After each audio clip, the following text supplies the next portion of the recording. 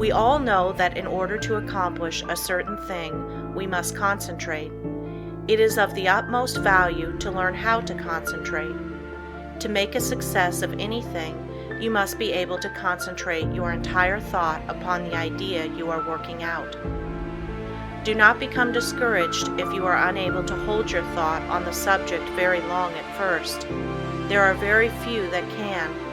It seems a peculiar fact that it is easier to concentrate on something that is not good for us than on something that is beneficial. This tendency is overcome when we learn to concentrate consciously. If you will just practice a few concentration exercises each day, you will find you will soon develop this wonderful power.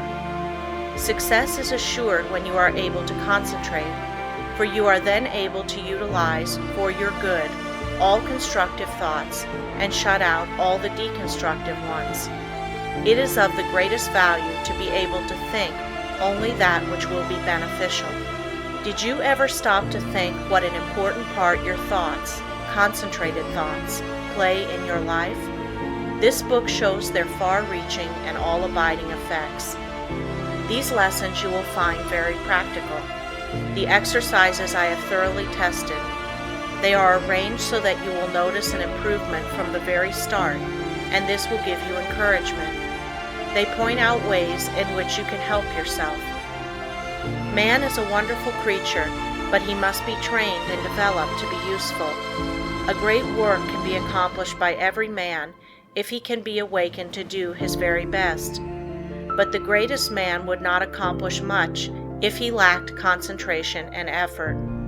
Dwarfs can often do the work of giants when they are transformed by the almost magic power of great mental concentration. But giants will only do the work of dwarfs when they lack this power.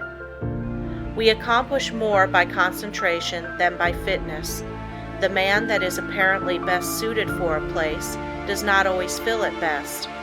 It is the man that concentrates on its every possibility that makes an art of both his work and his life. All your real advancement must come from your individual effort. This course of lessons will stimulate and inspire you to achieve success. It will bring you into perfect harmony with the laws of success.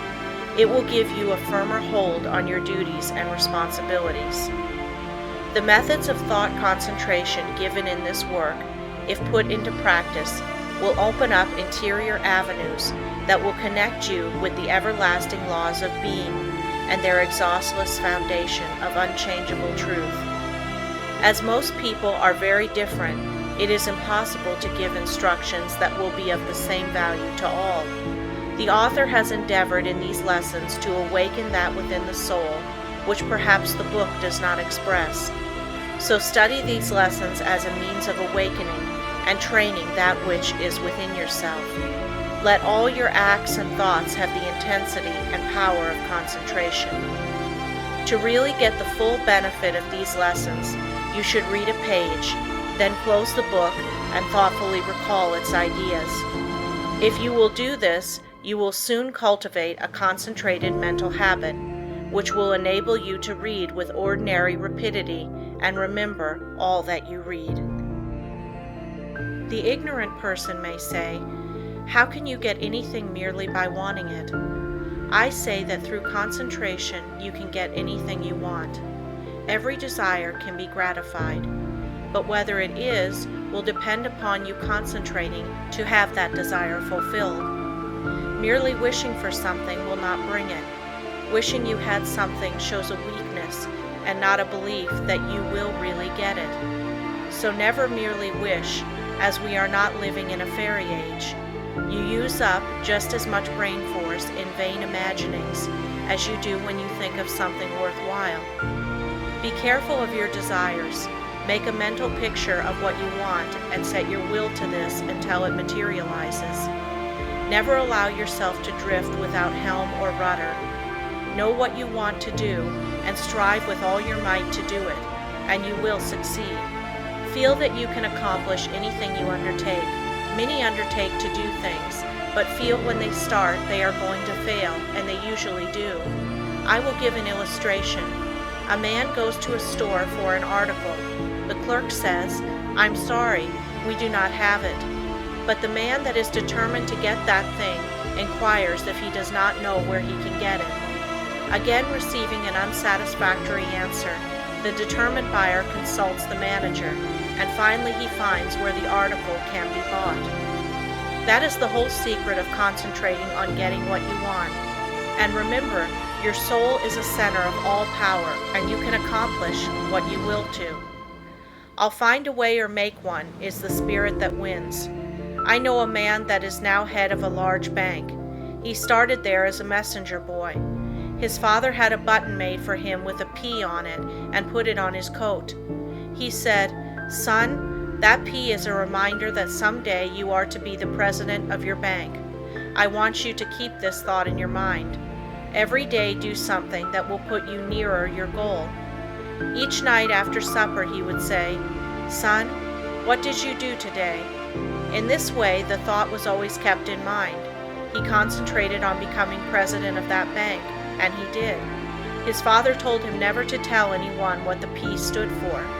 A good deal of fun was made of it by his associates, and they tried to find out what it stood for, but they never did until he was made president, and then he told the secret. Don't waste your mental powers and wishes. Don't dissipate your energies by trying to satisfy every whim. Concentrate on doing something really worthwhile. The man that sticks to something is not the man that fails. Power to him who power exerts. Emerson. Success today depends largely on concentrating on the interior law of force. For when you do this, you awaken those thought powers or forces which, when used in business, ensures permanent results. Until you are able to do this, you have not reached your limit in the use of your forces. This great universe is interwoven with myriads of forces. You make your own place, and whether it is important depends upon you. Through the indestructible and unconquerable law, you can in time accomplish all right things, and therefore do not be afraid to undertake whatever you really desire to accomplish and are willing to pay for in effort.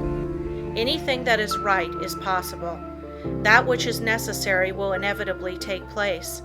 If something is right, it is your duty to do it, though the whole world thinks it to be wrong. God and one are always a majority, or in plain words, that omnipotent interior law which is God, and the organism that represents you, is able to conquer the whole world if your cause is absolutely just.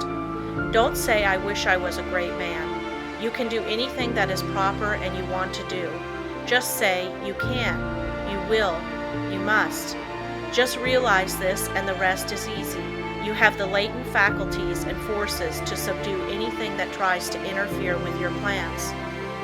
Let the troubles and responsibilities of life come thick and fast. I am ready for them. My soul is unconquerable. I represent the infinite law of force, or of all power. This God within is my all-sufficient strength and ever-present help in time of trouble. The more difficulties, the greater its triumphs through me. The harder my trials, the faster I go in the development of my inherent strength. Let all else fail me. This interior reliance is all-sufficient. The right must prevail. I demand wisdom and power to know and follow the right. My higher self is all-wise. I now draw nearer to it.